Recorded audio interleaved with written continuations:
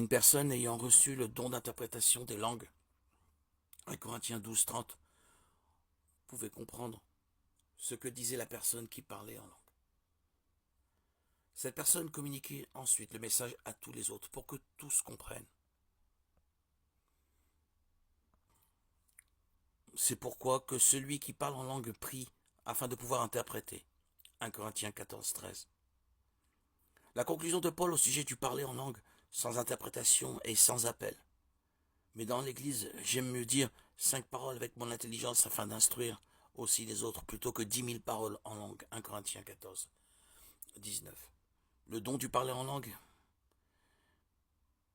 est-il pour aujourd'hui? 1 Corinthiens 13, 8 mentionne le fait que les langues cesseront et 1 Corinthiens 13, 10 met leur fin en lien avec la venue du parfait, c'est-à-dire notre Seigneur.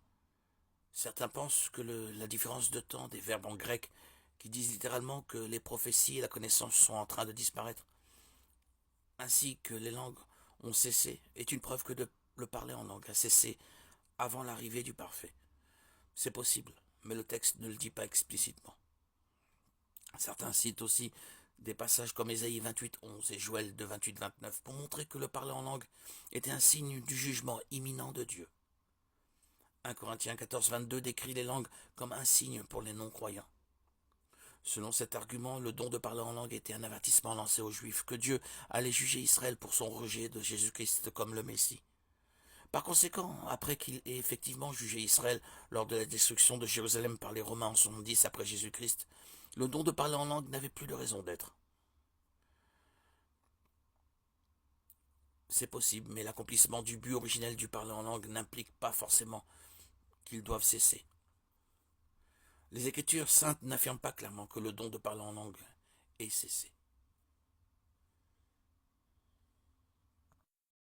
D'un point de vue linguistique, la terminologie théiste masculine est clairement dominante dans les Écritures.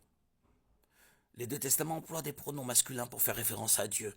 Les noms qui lui sont attribués, comme Elohim, Adonai, Kyrios, Théos, sont tous masculins. Il n'est jamais désigné par un nom ou un pronom féminin.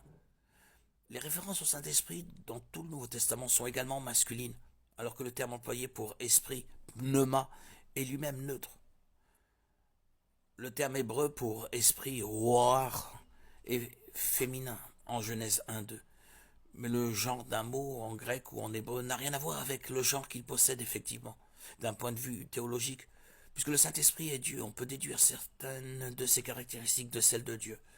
Dieu est esprit par opposition au monde physique ou matériel.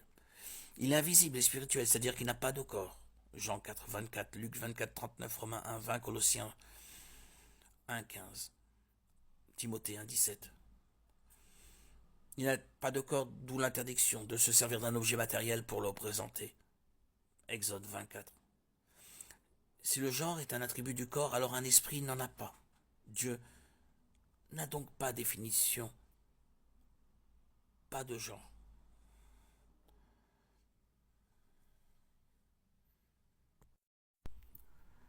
Dans l'Église primitive, les signes et miracles avaient lieu surtout lors de la première annonce de l'Évangile à de nouveaux peuples.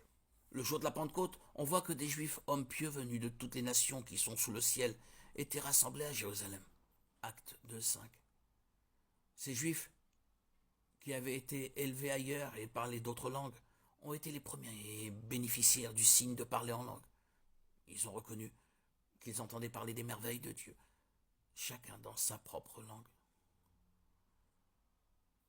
Et Pierre leur a dit que la seule réaction appropriée était de se repentir de leurs péchés.